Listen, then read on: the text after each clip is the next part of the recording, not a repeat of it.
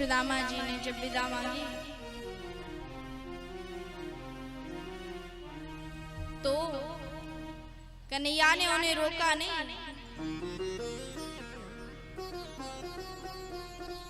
कहा तुम जा रहे हो तो जाओ, लेकिन इतने दिनों बाद क्यों आए हो, मैं तुमसे यह पूछना चाहता हूँ। कहा मेरे प्रिय मित्र सुदामा, क्यों इतने दिन लग गए मेरे पास आने में? तू ही सच्चा मित्र बना था और ना बना कोई जमाने में। जब जब खाना खाने लगता याद तेरी आ जाती थी, देख दशा परिवार की तेरी, भूख मेरी मर जाती थी। कृष्ण कृष्ण जो तू करता था, हर आवाज वहां से आती थी, देख परीक्षा धर्म की तेरी, आंख मेरी भर आती थी।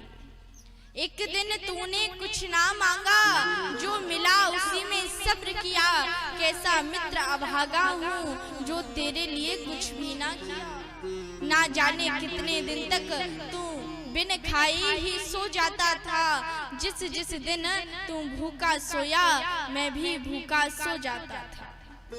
खुद भूखा रहकर तूने एक दाना चावल का खिला दिया, जो जग को हंसाने वाला था उस कृष्ण को तूने रुला दिया। दर दर की ठोकर खाकर भी गम की मुख पर ना झनक रही, बच्चों के भूखा रहने की तूने बात एक दिन भी ना कही। जब घर घर जाने पर भी तुझको भिक्षा ना मिल पाती थी, मैं खुद तो रोता ही था, संग में रुक्मणी भी रो जाती थी। कैसी शर्म थी मन में तेरे, जो मित्र से कुछ ना कह पाया। तेरा भूखा सोने से कृष्ण खा लेगा, क्या यह विचार तेरे मन में आया? सुदामा जी से कहा तो सुदामा जी ने सुना। सुन सुन कर बातें कृष्ण की, सुदामा झट से बोल पड़ा, मुझको क्या हो सकता था जब साथ मेरे था कृष्ण खड़ा। जो गले लगाकर जग के सामने तूने मित्र सुदामा कह डाला, मेरी भक्ति सफल हो गई, तूने मुझे अपने हृदय से लगा लिया। फटे पुराने गंदे हाल में तूने खुद के आसन पर बिठा दिया, चरण धोकर अपने आंसुओं से जन्म जन्म के पापों को ही मिटा दिया। आज सुदामा जी जब गए हैं तो कन्हैया की याद करते हैं, मन में सोचते हैं कि जैसा गया था वैसा ही आ रहा हूँ, मेरे मित्र ने मेरी लंगोटी तक नहीं बदली। कैसा कृपालु मेरा कन्हैया है। जब आए अपने नगरी में तो वहां भी दो द्वारपाल खड़े हुए थे। सुदामा जी ने उनसे पूछा कि अरे तुम कौन हो और यह कौन सी नगरी है? तो कहा कि यह सुदामापुरी है। कहा सुदामापुरी, मेरे नाम की पुरी होने का तो कोई मतलब नहीं, जरूर कोई सेठ होंगे। कहा मेरी यहाँ झोपड़ी थी, कहाँ गई? और ये महल किसका है? कहा सुदामा जी का महल है। कहा सुदामा जी का? सुदामा तो मैं ही हूँ, लेकिन मेरा महल तो हो नहीं सकता। द्वारपालों ने कहा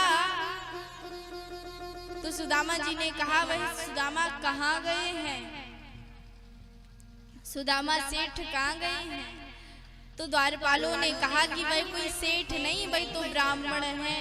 कहा ब्राह्मण तो मैं भी हूँ। फिर कहा कि वह कहाँ गए हैं? तो कहा वह तो द्वारिकापुरी गए हैं। कहा द्वारिकापुरी तो मैं भी गया था, लेकिन मेरा महल तो हो नहीं सकता। लेकिन फिर सोचा कि मेरी पत्नी तो होगी, पतली सी दुबली सी बूढ़ी सी मेरी पत्नी तो होगी। कहा सुदामा जी की पत्नी को बुलाइए। अब भगवान की कृपा से सुदामा जी की पत्नी भी थोड़ा हष्ट पुष्ट हो गई थी, मोटी ताजी। 10-10 सखियां उनके पीछे पीछे आ रही हैं। जब सुशीला जी आई तो सुदामा जी उन्हें पहचान नहीं पाए। कहा कि यह मेरी पत्नी नहीं हो सकती, मेरी पत्नी तो दुबली सी थी, पतली सी थी। सुदामा जी डर गए, जाने लगे तो पीछे से आवाज लगाई सुशीला जी ने, कहा अरे मैं ही हूँ, आप कहाँ जाते हो, मुझे छोड़ के चरणों में गिर गई सुदामा जी के। सुदामा जी ने कहा अरे सुशीला तुम हो? कहा हाँ मैं हूँ। पहचान नहीं पाए आप? कहा नहीं, हम नहीं पहचान पाए। कहा मैं ही हूँ आपकी पत्नी। कहा इतना सारा धन वैभव? तो सुशीला ने कहा कि आप तो केवल भगवान के दर्शन करने की इच्छा से गए थे, लेकिन मुझे इच्छा थी कि मेरे पास धन आ जाए। आपको दर्शन मिल गए और मुझे धन मिल गया। सुदामा जी ने कहा कि इतना सारा धन लेकर हम क्या करेंगे, हम तो जाएंगे कुटिया में वहीं रहेंगे। सुशीला ने कहा कि अगर आप मेरे संग नहीं रहोगे तो इतना सारा धन वैभव किस काम का है मेरे लिए। सुशीला भी सुदामा जी के साथ में जाने लगी, सब कुछ छोड़कर। पीछे से कन्हैया ने आवाज लगाई, अरे सुदामा जी कहाँ जा रहे हो? पीछे देखा भगवान खड़े हुए थे। अरे कन्हैया इतना सारा धन मुझको काहे को दे दियो? जब कहा तो कन्हैया ने कहा कि प्रजा की रक्षा करो, इससे प्रजा का पालन करो। सुदामा जी को गद्दी पर बिठाया। सुदामा जी बोले कि इतना सारा धन से मुझे अभिमान हो गया। तो भगवान ने कहा अरे आप तो मेरे प्रिय मित्र हो, मुझसे प्रेम करते हो, आपको अभिमान नहीं हो सकता। बहुत सारी संपत्ति पाने पर भी